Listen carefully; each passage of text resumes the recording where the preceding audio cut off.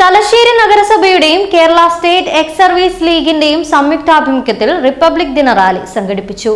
നഗരസഭാ പരിസരത്തു നിന്ന് ആരംഭിച്ച റാലി പുതിയ ബസ് സ്റ്റാൻഡ് അമർ ജവാൻ യുദ്ധസ്മാരകത്തിന് മുന്നിൽ സമാപിച്ചു.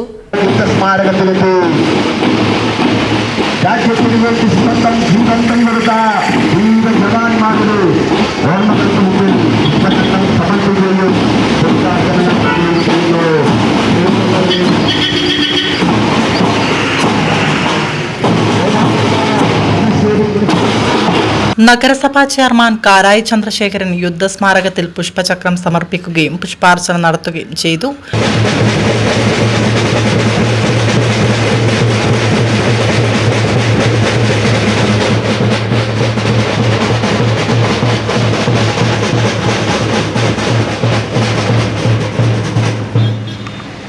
രാജ്യം ഏറ്റവും ലോകത്ത് ഉയർത്തപ്പെടുന്ന കാര്യം അതിന്റെ ഭരണഘടനാ മൂല്യങ്ങളാണ്.